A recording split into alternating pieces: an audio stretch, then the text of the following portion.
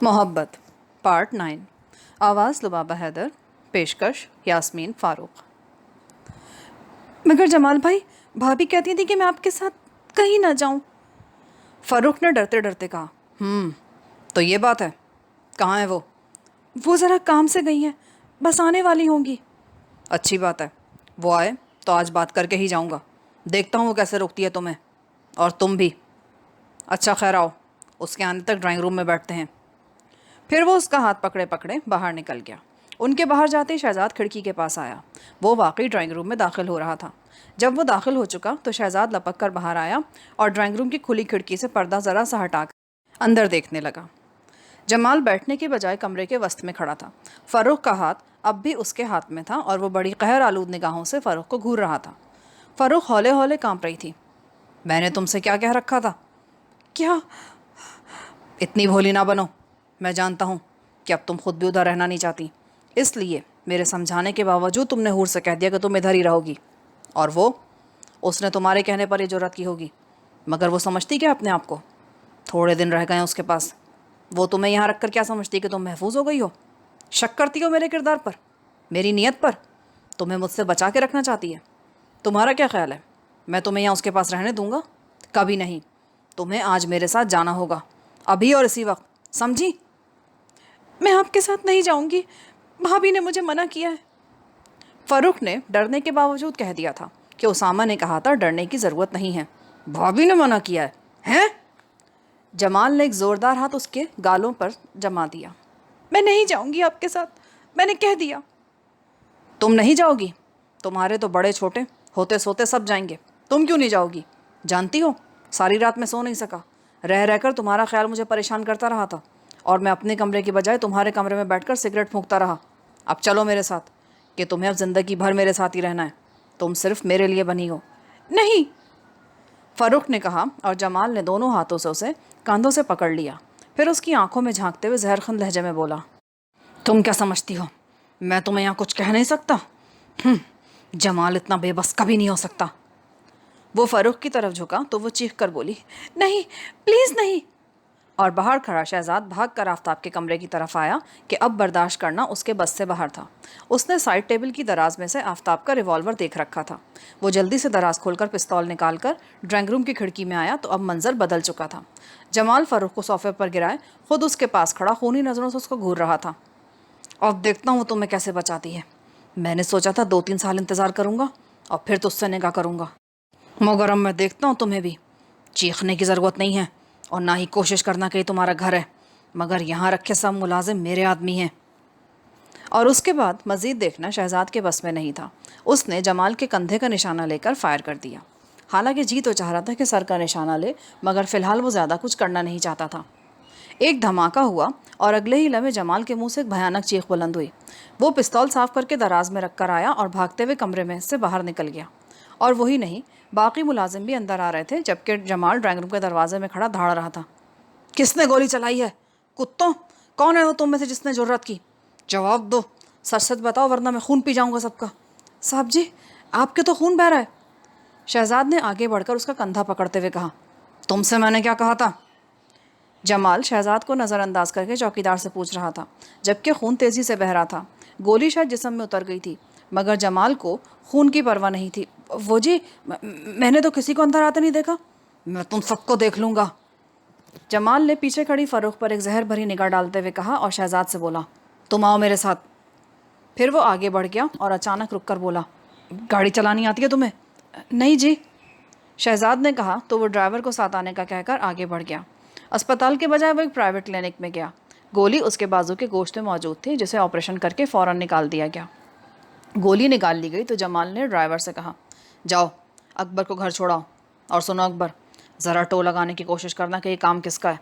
میری رات تو آج یہیں انگاروں پر لوٹتے گزرے گی، اور وہ کمینی کتیا دیکھ لوں گا میں اس کو بھی۔ وہ گالیاں بک رہا تھا، مارے غصے کے پاگل ہو رہا تھا وہ۔ جی بہتر، شہزاد نے کہا، اور ڈرائیور اس کو آفتاب ہاؤس چھوڑ کر چلا گیا۔ شہزاد نے چوکیدار سے پوچھا، کچھ پتہ چلا گولی کس نے چلائی تھی؟ او نہیں یار، اب میری شامت آ گئی ہے۔ جمال صاحب مجھ کو بول کر گیا تھا کہ کسی کو اندر مت آنے دو، اور بی بی کو بھی نہیں۔ ہم نے تو کسی کو جانے نہیں دیا، پھر یہ گولی مولی کہاں سے چل گیا ہم کو نہیں پتا۔ تم فکر نہ کرو، میں دیکھتا ہوں، شہزاد نے کہا اور سیدھا آفتاب کے کمرے میں آیا۔ فروخ وہیں آفتاب کے سرہانے سہمی ہوئی بیٹھی تھی۔ شہزاد اس کے قریب آیا اور جیسے ہی اس کے سر پر اس نے پیار سے ہاتھ رکھا، وہ شہزاد سے لپٹ کر اونچی آواز میں ہچکیاں لے کر رونے لگی۔ بری بات ہے فروخ، تمہارے 2 بھائی زندہ ہیں، ابھی وہ کمینہ تمہیں کچھ نہیں کہہ سکتا۔ آفتاب ہوش میں نہیں، مگر میں تو ہوں، وہ ہاتھ کاٹ کر پھینک دوں گا جو تمہاری عزت کی طرف بڑھیں گے۔ اب مجھے اپنی زندگی، اپنے انجام کی پرواہ نہیں، بلکہ کسی کو بھی پرواہ نہیں۔ تم رو مت۔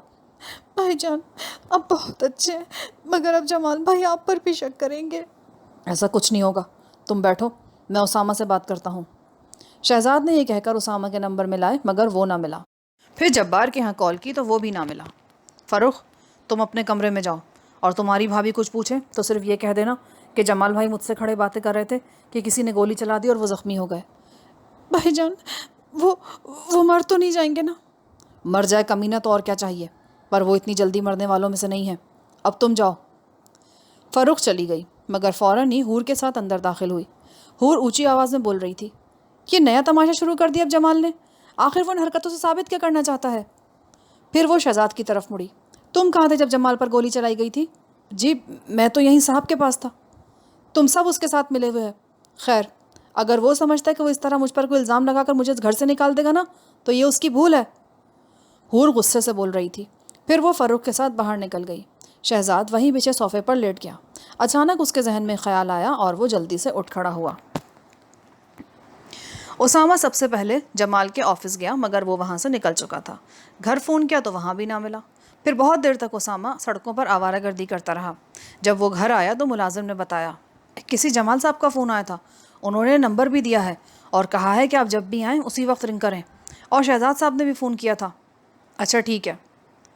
کمرے میں آتے ہی اس نے پہلے جمال والا نمبر ڈائل کیا اور دل میں سوچا، یہ نمبر تو اس کے گھر کا ہے اور نہ ہی آفتاب ہاؤس کا، پھر کہاں ہے وہ؟ اچانک دوسری طرف سے ریسیور اٹھاتے ہی حسن کلینک کہاں گیا؟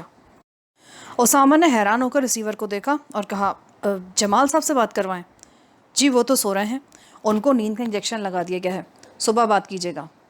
یہ کہہ کر فون بند ہو گیا تو اسامہ نے شہزاد کے نمبر ملائے۔ یہ نمبر آفتاب کے کمرے کا تھا۔ ہیلو، کیا بات ہے شہزاد؟ فون کیوں کیا تھا؟ فون پر بتانے والی بات نہیں، یہاں آ سکتے ہو تو آ جاؤ۔ اتنی رات گئے میں آیا تو وہ لوگ کیا سوچیں گے؟ صبح آؤں گا۔ یہ فروخ ادھر ہی ہے نا؟ اور جمال آیا تھا یا نہیں؟ فروخ ادھر ہی ہے۔ یہ کہہ کر شہزاد نے فون بند کر دیا اور اسامہ سونے کے لیے لیٹ گیا۔ صبح بھی وہ سو ہی رہا تھا جب جمال کا فون آیا کہ کلینک پہنچو، اور اسی وقت اسامہ تیار ہو کر چلا گیا۔ پھر وہاں جا کر جمال کو دیکھا تو حیران رہ گیا۔ وہ صرف پتلون اور بنیان پہنے ہوا تھا اور کندھوں پر پٹیاں کسی ہوئی تھی۔ کیا ہوا آپ کو جمال صاحب؟ رات میں نے فون کیا پر مجھے بتایا گیا کہ آپ سو رہے ہیں۔ میں سمجھا شاید کوئی معمولی بات ہے، مگر یہاں تو ہوا کیا ایکسیڈنٹ ہوا تھا گاڑی کا؟ نہیں، گولی لگی ہے۔ گولی؟ وہ کیسے؟ رات آفتاب ہاؤس میں جب میں فروخ سے بات کر رہا تھا تو کسی نے مجھ پر گولی چلا دی جو سیدھی بازو کے گوشت میں اتر گئی۔ کون چلا سکتا ہے آپ پر گولی؟ اسامہ نے پوچھا، مگر دل میں پہلا خیال شہزاد کا آیا، لیکن اس کے پاس تو کوئی اسلحہ وغیرہ نہیں ہے۔ اس نے دل میں حیران ہو کر سوچا، یہی تو پتہ کرنا ہے کہ وہ گولی چلائی کس نے تھی، لیکن یہ پتہ چلے گا کیسے؟ تم اکبر سے مل کر آؤ اور پوچھو کہ اس نے کیا معلوم کیا ہے۔ میں نے اس کو ٹو لگانے کے لیے کہا تھا، ہو سکتا اس نے کچھ معلوم ہی کر لیا ہو۔ جمال نے گہری سنجیدگی سے کہا۔ وہ کسی سوچ میں گم تھا۔ جی بہتر، ویسے آپ کو کس پر شک ہے؟ اسامہ نے دھڑکتے دل کے ساتھ پوچھا۔ دل ہی دل میں اس ناکام قاتل کو برا بھلا کہا جس کی وجہ سے ان کا اپنا کھیل بگڑنے والا تھا۔ مجھے کس پر شک ہے یہ ابھی رہنے دو، جاؤ جا کر اکبر سے پتہ کرو۔ ویسے مجھے اچھی طرح معلوم ہے کہ مجھ پر گولی کسی کے اشارے پر چلائی گئی ہے، لیکن میں پہلے اپنے شک کا ثبوت چاہتا ہوں۔ اب تم جاؤ اور جلدی آنا، دیر نہ ہونے پائے۔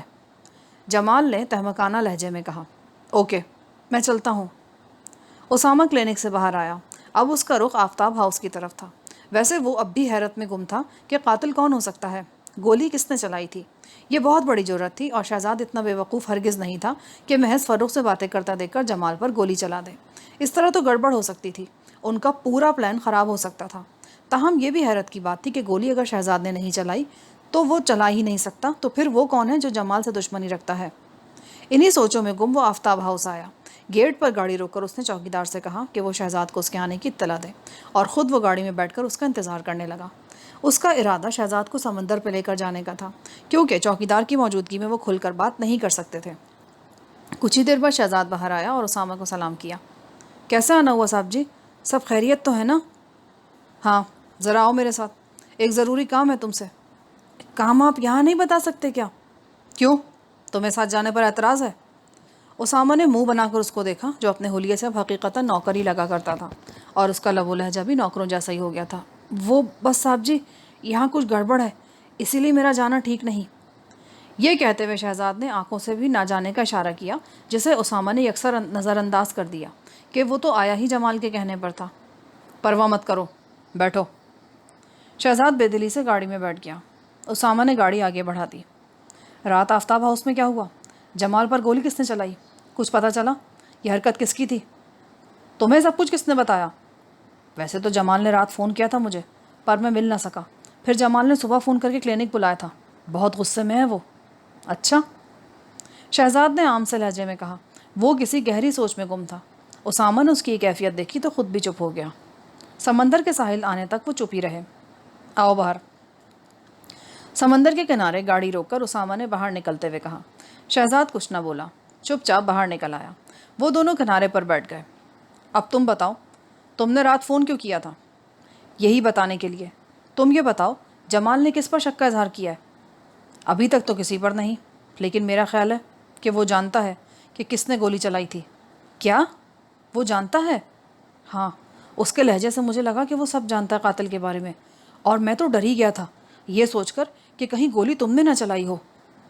لگتا ہے ہمارے علاوہ بھی جمال کا کوئی دشمن ہے یہاں پر، لیکن وہ کون ہو سکتا ہے جو جان سے مار دینے کا ارادہ رکھتا ہے اور ہمیں ابھی تک اس کے بارے میں کچھ پتہ نہیں؟ ہمارے علاوہ یہاں اس کا اور کوئی دشمن نہیں، شہزاد نے بتایا۔ تو پھر گولی کس نے چلائی؟ میں نے۔ کیا؟ تم نے؟ ہاں، میں نے۔ یہ بہت ضروری تھا۔ کیا ضروری تھا؟ گولی چلانا۔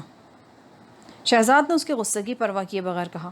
یہ تو اسی گولی چلاتے ہوئے بھی معلوم تھا کہ اسامہ اس حرکت کو پسند نہیں کرے گا، لیکن اس نے گولی چلا دی تھی کہ مزید ضبط کرنا اس کے بس سے باہر تھا، اور فروخت تو اس کو سچ مچ اپنی چھوٹی بہن ہی لگا کرتی تھی۔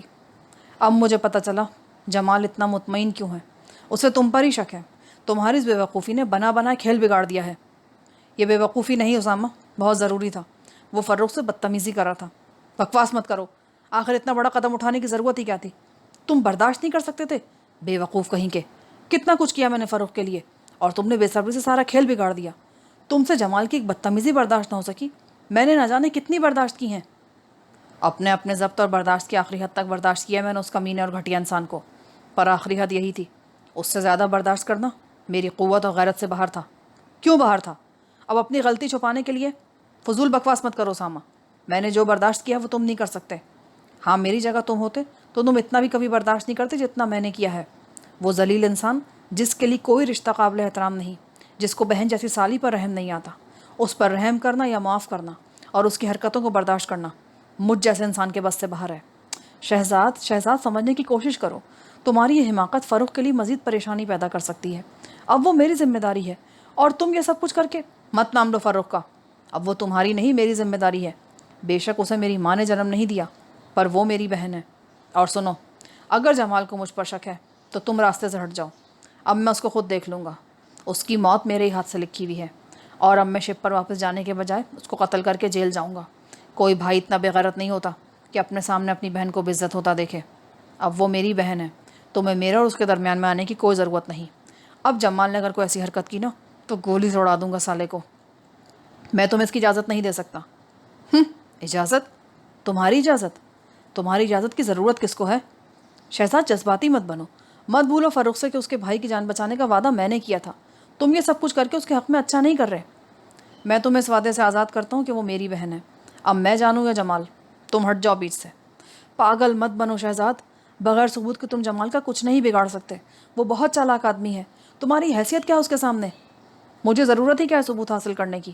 اب تو میں نے اس کے کندھے پر گولی ماری ہے، اگر پھر کبھی اس نے ایسی کمینی حرکت کی نا تو میں اس کا قصہ ہی تمام کر دوں گا، خود چاہے میں پھانسی پر چڑھ جاؤں۔ اب مجھے پرواہ نہیں۔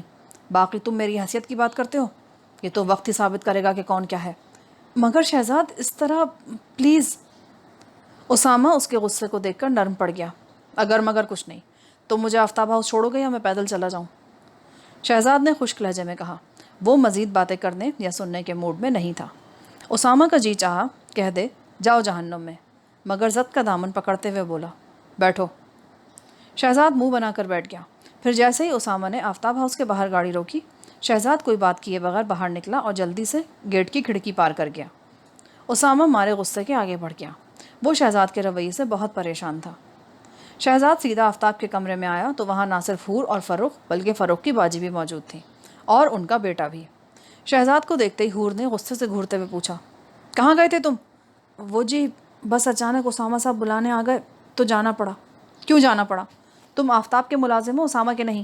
اور یہ اسامہ کون ہے؟ حور سخت غصے میں تھی۔ جی وہ میرے پہلے صاحب جی ہیں، ان کے گھر میرے ابا جی گاؤں سے آئے تھے، وہ مجھ سے ملنا چاہتے تھے، اسی لیے اسامہ صاحب مجھے آ کر لے گئے کہ ابا جی کو واپس گاؤں بھیجنا تھا۔ اور تم منہ اٹھا کر چل دیے فوراً، بتا کر نہیں جا سکتے تھے؟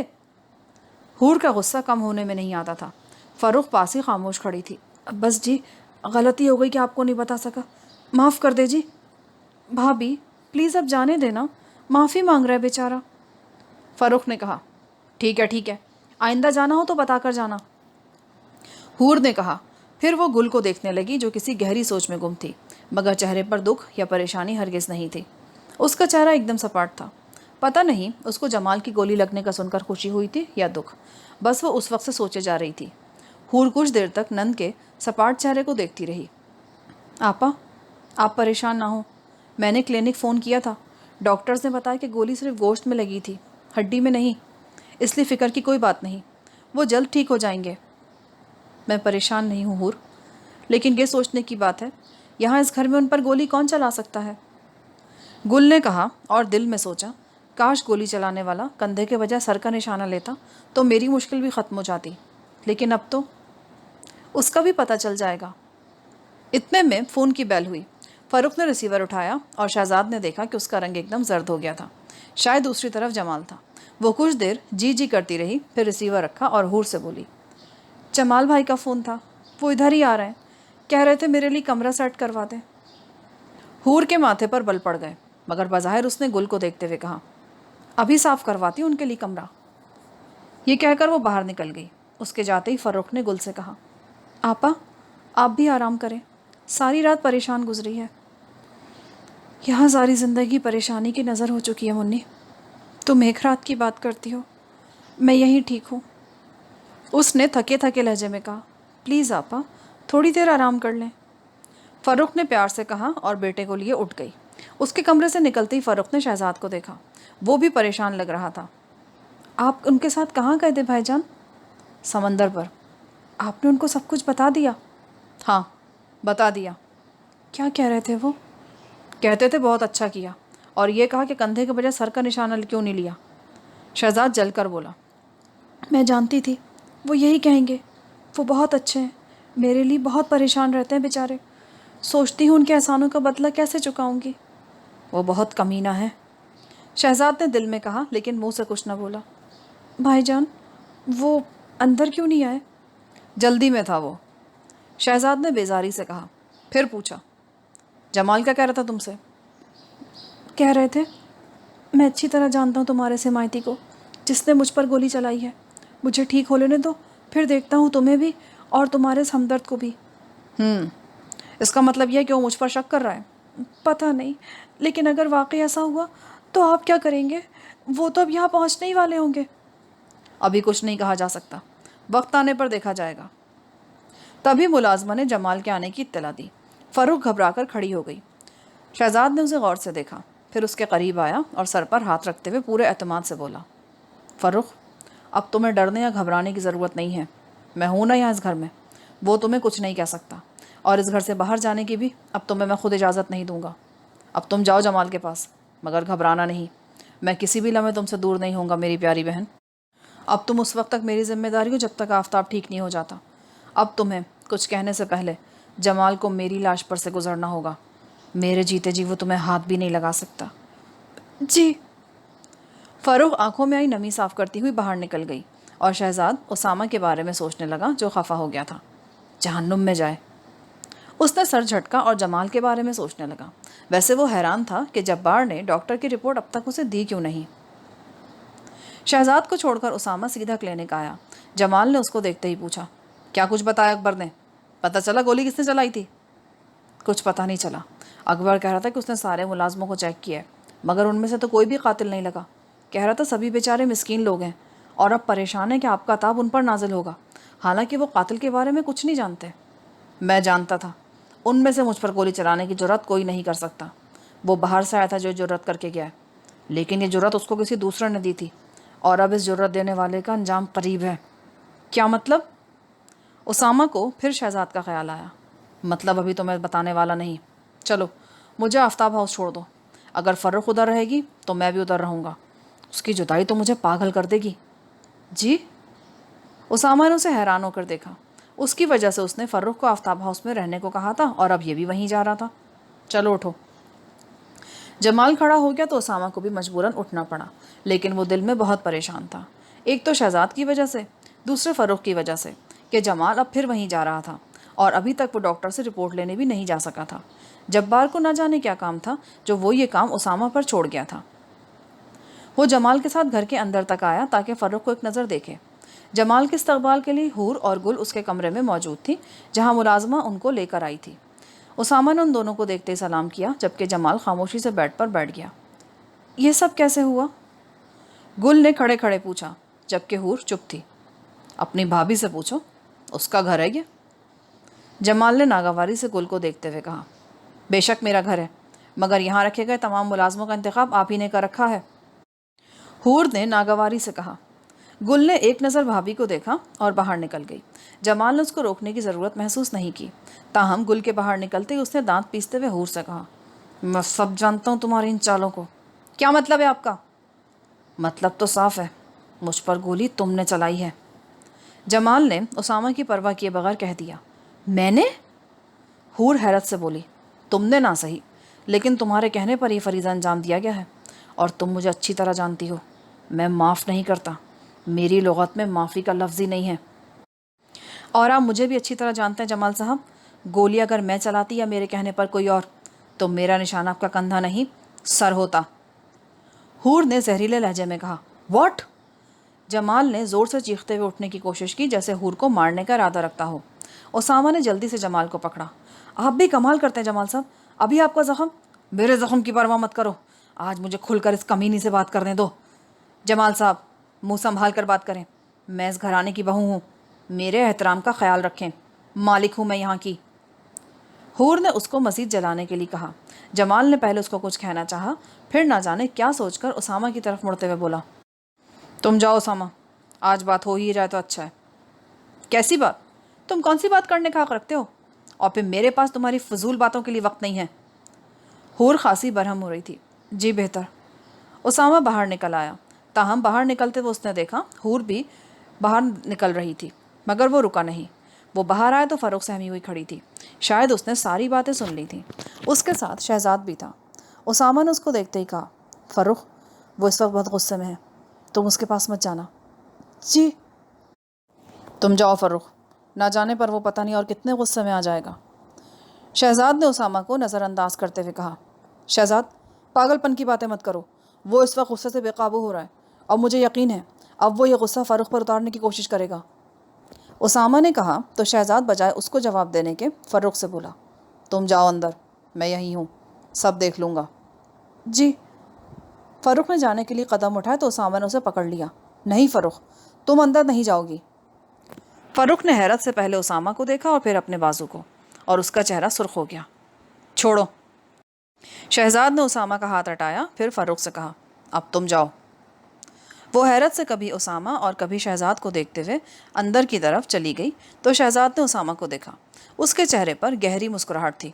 میری طرف سے جاؤ تم جہنم میں۔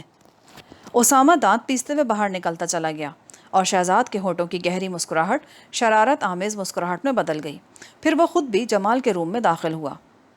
اسامہ آفتاب ہاؤس سے نکلا تو سخت غصے میں تھا۔ گاڑی کے قریب رک کر اس نے سوچا کہ اب کیا کرے۔ شہزاد تو پوری طرح کھیل بگاڑنے پر تلا ہوا ہے، جبکہ حور اور جمال یہ سب تو لمبے چکر میں لگتے ہیں۔ اب مجھے کیا کرنا ہوگا؟ ڈاکٹر ہاسپٹل سے جا چکا ہوگا، اور کلینک کا بھی مجھے نہیں پتا۔ پھر جبار سے ملتا ہوا جاتا ہوں تاکہ وہی شہزاد کو سمجھائے، کمینہ کہیں کا، کتنا بدلا بدلا لگنے لگا ہے۔ یہ سوچتے ہی وہ گاڑی میں بیٹھا اور چند منٹ بعد وہ جبار کے گیٹ پر موجود تھا۔ اس نے کال بیل بجائی تو چند لمحوں بعد جبار کے والد اس کے سامنے کھڑے تھے۔ وہ خاصے گھبرائے ہوئے تھے۔ اسامہ کو دیکھتے ہی بولے، شکر ہے بیٹا تم آ گئے، ورنہ میں تو تمہارے یہاں فون کرتے کرتے تھک چکا ہوں۔ کیا ہوا انکل، خیریت تو ہے نا؟ ارے بیٹا جبار کا کچھ نہیں پتا، کل سے غائب ہے۔ کل سے غائب ہے؟ ہاں، کل رات وہ گھر نہیں آیا، جبکہ وہ اچھی طرح جانتا ہے کہ اس کی ماں کی طبیعت چند دنوں سے کچھ زیادہ ہی خراب ہے۔ جبار کے والد بہت زیادہ پریشان لگ رہے تھے۔ پریشان تو خود اسامہ بھی ہو گیا تھا کہ جبار نے اپنے غائب ہونے کے بارے میں اس کو بھی نہیں بتایا تھا۔ تمہیں کچھ معلوم ہے اس کے بارے میں؟ نہیں انکل، لیکن میں معلوم کرنے کی کوشش کرتا ہوں شہزاد سے۔ ارے شہزاد تو خود چند روز سے غائب ہے، اشرف صاحب اور ان کی بیگم سخت پریشان ہیں۔ جی پھر میں دیکھتا ہوں۔ ارے بیٹا میں نے تو تمہیں پریشانی میں اندر آنے کو بھی نہیں کہا، آؤ اندر آ جاؤ۔ نہیں ایسی کوئی بات نہیں، میں اس کا پتہ کر کے آتا ہوں۔ ٹھیک ہے بیٹا، جیسے ہی کچھ معلوم ہو اطلاع کر دینا۔ جی ضرور۔ یہ کہہ کر وہ گاڑی میں بیٹھا اور پھر ایک پبلک فون بوتھ سے شہزاد کو فون کیا۔ ریسیو حور نے کیا تھا۔ پلیز اکبر کو بلا دیں، وہ گھر پہ نہیں ہے۔ آپ کون ہیں؟ اسامہ نے جواب دیے بغیر فون بند کر دیا اور سیدھا خالد کے پاس گیا، مگر وہاں سے بھی کچھ پتہ نہ چل سکا۔ تو جہاں جہاں جبار مل سکتا تھا اسامہ وہاں گیا، پر جبار کا کوئی سراغ نہیں ملا۔ رات گئے وہ گھر آنے کے بجائے آفتاب ہاؤس گیا اور چوکیدار سے کہہ کر شہزاد کو باہر بلوایا۔ جی؟ شہزاد نے اس کو دیکھتے ہی کہا، جبار کے بارے میں کچھ معلوم ہے؟ اسامہ نے آہستہ سے پوچھا، میں سمجھا نہیں۔ جبار کل سے غائب ہے اور اس کی امی کی طبیعت سخت خراب ہے۔ اوہ، مجھے کچھ نہیں پتا، شہزاد نے کہا اور واپس مڑ گیا، اور اسامہ پھر جبار کے گھر کی طرف روانہ ہوا۔ اب کے دروازہ جبار کے کسی کزن نے کھولا تھا۔ اسامہ اس کے ساتھ اندر آیا تو کافی مہمان وغیرہ نظر آئے۔ فرینہ سے معلوم ہوا کہ ساری بہنیں امی کی بیماری کی وجہ سے آئی ہوئی ہیں۔ پھر اس نے جبار کا پوچھا تو اسامہ نے کہا، ابھی کچھ پتہ نہیں چلا، مگر وہ جہاں بھی ہے خیریت سے ہوگا۔ یہ بتاؤ انکل کہاں ہے؟ وہ ابھی باہر گئے ہیں۔ اچھا میں چلتا ہوں، میری طرف سے آنٹی کو پوچھنا۔ آپ خود پوچھ لینا۔ نہیں بھائی، مہمان آئے بیٹھے، تم پوچھ لینا۔ وہ باہر نکل گیا۔ رات گئے وہ گھر آیا اور تھکن سے چور ہو کر بستر پہ گر گیا، پر نیند آنکھوں سے غائب تھی۔ وہ سخت پریشان تھا کہ جبار گیا تو کہاں گیا۔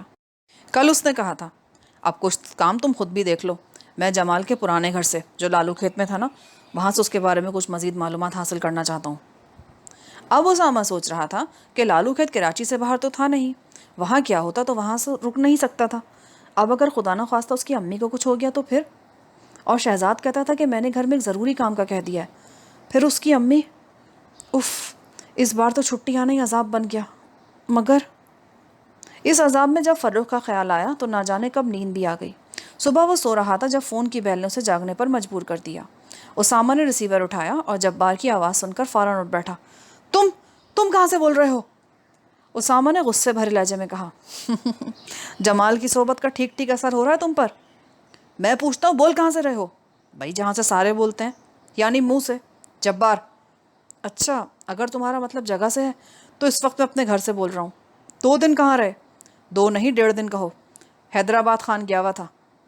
کیوں؟ کام تھا پیارے، بتا کر نہیں جا سکتے تھے؟ بتایا تو تھا کہ میں جمال کے ماضی کے بارے میں معلومات حاصل کرنے کی کوشش کر رہا ہوں۔ اور وہ جو تم نے لالو کھیت کا کہا تھا، یار وہاں سے کچھ خاص معلوم نہیں ہو سکا تھا۔ پھر کیا معلوم کیا؟ بہت کچھ، سنسنی خیز انکشافات، تم تو حیران رہ جاؤ گے، پر یہ باتیں فون پر کرنے والی نہیں۔ تم سناؤ، ڈاکٹر کی رپورٹ کیا رہی؟ بلڈ اور یورین کے بارے میں؟ یار میں ادھر جا ہی نہیں سکا، کچھ گڑبڑ ہو گئی تھی، پھر جب وقت ملا تو ہاسپٹل بند ہو چکا تھا۔ کلینک جاتے تمہارے پیر دکھتے تھے؟ کلینک کا مجھے معلوم ہی نہیں تھا، عقل استعمال کرتے تو ہاسپٹل سے ایڈریس مل سکتا تھا۔ خیر اب تم میری طرف کب آ رہے ہو؟ تم کیوں نہیں آ جاتے؟ امی کی طبیعت ٹھیک نہیں ہے اور پھر باجیاں بھی آئی ہوئی ہیں، کچھ دوسرے مہمان بھی ہیں، تم ہی چلے آؤ۔ اوکے ابھی آتا ہوں، ناشتہ تمہارے ساتھ ہی کروں گا، تو بس پھر چلے آؤ، جمال نے کہا اور فون بند کر دیا۔ اسامہ بھی جلدی سے اٹھ گیا۔ جمال نے اس کا استقبال دروازے پر کیا اور سیدھا اپنے کمرے میں لے گیا۔ اسامہ نے بیٹھتے ہی جبار کی امی کی طبیعت کا پوچھا۔ بس یار، کبھی ایک دم اچھی ہو جاتی ہیں اور کبھی ایک دم سے خراب، کل سے سخت خراب ہے طبیعت ان کی۔ فرینہ کو ناشتہ لاتے دیکھ کر وہ چپ ہو گیا۔ فرینہ نے اسامہ کو سلام کیا اور ناشتہ رکھ کر چلی گئی۔ اس کے جاتے ہی دونوں ناشتے کی طرف متوجہ ہو گئے۔ یہاں پر پارٹ 9 کا اختتام ہوتا ہے۔ آگے کہانی سننے کے لیے پارٹ 10 سماعت فرمائیں۔